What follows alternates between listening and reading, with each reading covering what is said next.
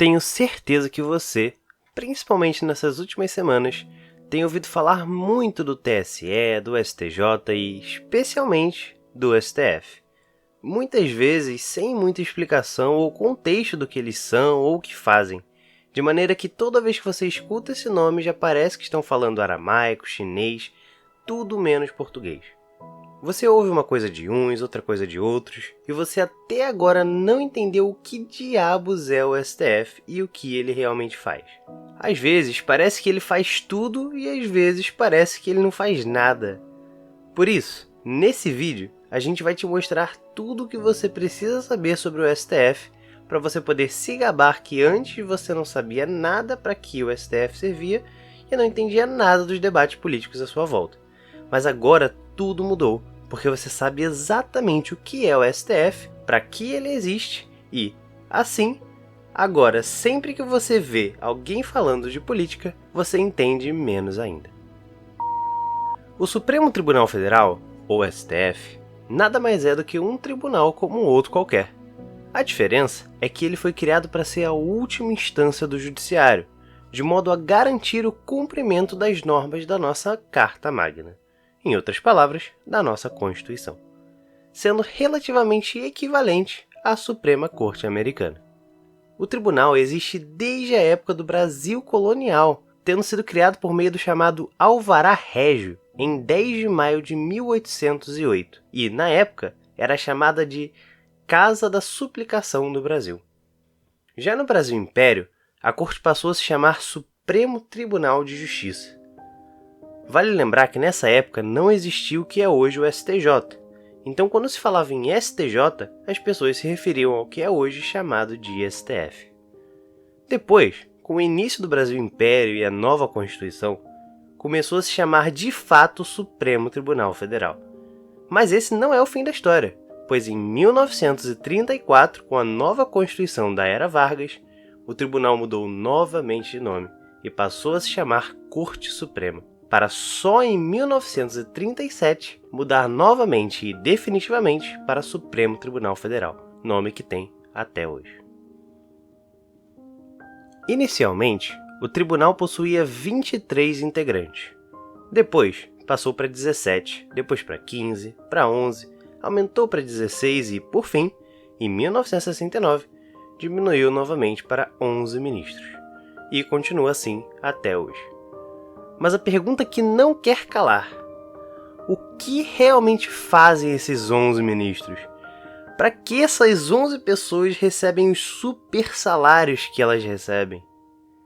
Bom, a resposta para essa pergunta não é uma única coisa.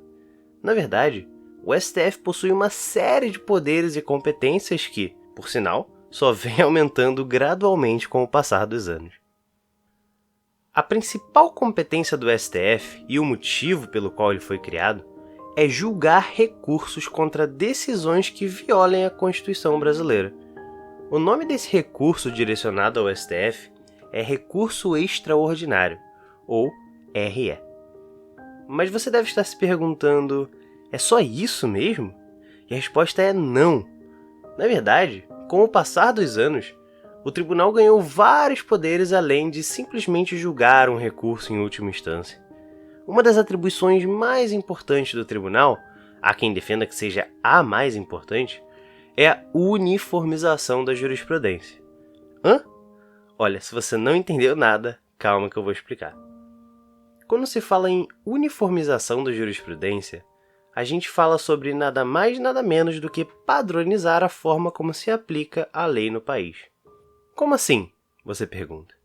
Vou dar um exemplo. No nosso vídeo sobre capivaras na praça de alimentação, se você não viu esse vídeo, por sinal eu vou deixar aqui no card e na descrição do vídeo, mostramos como a interpretação da lei é vital para a sua aplicação. Não basta apenas saber o que está escrito na lei. Desse jeito, tomando como exemplo uma das situações do vídeo que eu citei, a gente pode imaginar o seguinte: se tem uma placa dentro de um condomínio que diz circulação exclusiva de pedestres, é possível que uma pessoa acredite que isso é para proporcionar segurança dos moradores na área de lazer, e por isso não teria problema algum andar de bicicleta nessa área. Porém, Outra pessoa também pode entender que a placa tem a intenção de fazer com que a área seja calma e tranquila, de forma que não só as bicicletas seriam proibidas, mas também jogos de futebol e qualquer outra atividade que acabe com a tranquilidade do local também seriam proibidas. Se você achou esse exemplo um pouco estranho ou no mínimo curioso, saiba que esse exato exemplo se popularizou bastante quando se estuda esse assunto, por causa de um livro escrito pelos professores Noel Struchner e Fábio Checaira, que se chama Teoria da Argumentação Jurídica. Se você tem interesse sobre o tema, eu recomendo fortemente que leia esse livro. E, se você não quiser ler o livro, mas ficou curioso e quer saber mais sobre o tema, então você não pode deixar de assistir nosso vídeo sobre capivaras na praça de alimentação. O link para comprar o livro vai estar na descrição junto com o link do vídeo da capivara. Mas voltando ao assunto da uniformização da jurisprudência. Se o que está escrito, por si só, não é o mais importante, e se a interpretação daquilo que está escrito que é de fato importante, então quem decide a interpretação correta para cada lei? A resposta é que quem decide são os juízes. Só que pensa só, a Constituição, por exemplo, além de ser extremamente genérica com afirmações muito vagas, ainda é aplicada constantemente por todo o Brasil, todos os dias. Dessa forma, com milhares de juízes interpretando a Constituição todos os dias, muitas decisões são feitas de forma a interpretar de jeitos diferentes o mesmo texto constitucional, o que gera o que a gente chama de insegurança jurídica. Porque você poderia, por exemplo, ter seu processo julgado por uma Câmara X, que julgaria a seu favor, enquanto a outra Câmara Y decidiria contra você, fazendo com que parecesse uma loteria, em que ganhar ou perder dependeria exclusivamente da sorte de ter seu processo caindo na Câmara certa. Um bom exemplo de uma dúvida marcante de interpretação da lei é o caso da Universidade Federal de Goiás, o FGO, que, há uns anos atrás, decidiu passar a cobrar taxa de matrícula para arrecadar fundos para o chamado Programa de Assistência para Alunos de Baixa Condição Socioeconômica Cultural, ou seja, alunos com baixa renda. Assim, alguns alunos, desconformados com a decisão da universidade, processaram a instituição, afirmando que cobrar taxa de matrícula violaria o artigo 206, inciso 4 da Constituição Federal, que prevê que o ensino, em estabelecimentos de ensino oficiais do governo, deve ser gratuito. Mas a universidade entendeu diferente. Ela entendeu que quando a Constituição falava de ensino gratuito, ela se referia apenas à mensalidade, e que a taxa de matrícula, especialmente visando arrecadar dinheiro para ajudar os alunos com pouca renda, não violaria a Constituição brasileira.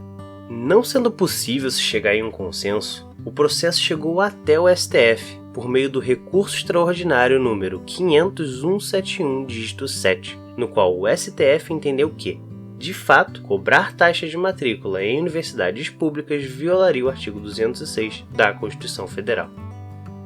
Assim, para não ter dezenas ou até centenas de outros processos iguais, após julgar o recurso extraordinário da Universidade de Goiás, o tribunal proferiu a súmula vinculante número 12, que diz exatamente que a cobrança da taxa de matrícula nas universidades públicas viola o disposto no artigo 206, inciso 4 da Constituição Federal. Assim, o STF simplesmente decidiu a interpretação correta e unificou a interpretação acerca desse artigo. Outra função do STF, além de unificar a interpretação das normas constitucionais, é também decidir a interpretação correta das leis à luz da Constituição, especialmente de leis que são mais antigas que a atual Constituição do país, que é de 1988. Um dos exemplos mais marcantes de decisões desse tipo foi a proferida na DPF 54, que declarou constitucional o aborto de fetos anencéfalos, ou seja, fetos que não possuem encéfalo e nem calota craniana. Esses fetos muitas vezes já nascem sem vida, os chamados natimortos, ou sobrevivem apenas algumas horas após o parto. Dessa forma, o STF, em 2012, por meio da DPF 54, julgou se proibir o aborto de fetos anencéfalos seria ou não inconstitucional. E, por maioria dos votos, votou que sim, seria inconstitucional, pelos seguintes motivos. O primeiro seria que, quando o Código Penal foi feito, em 1940, ainda não era possível identificar com certeza um feto anencéfalo, diferente de hoje em dia, que conseguimos identificar com precisão um feto com anencefalia.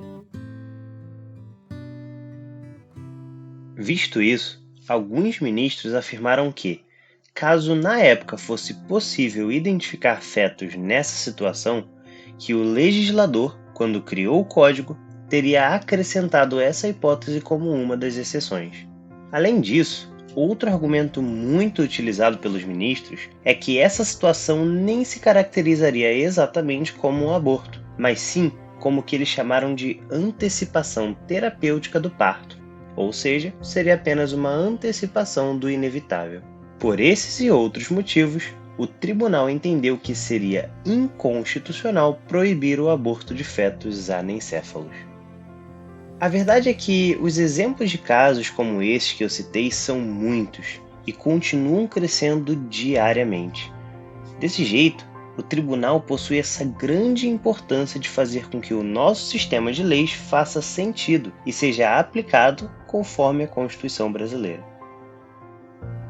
Espero de coração que você tenha entendido um pouquinho sobre o nosso Supremo Tribunal Federal e que agora você possa falar sem medo que, mesmo que você ainda não entenda nada dos debates políticos por aí, você pelo menos sabe um pouquinho mais sobre para que serve o STF.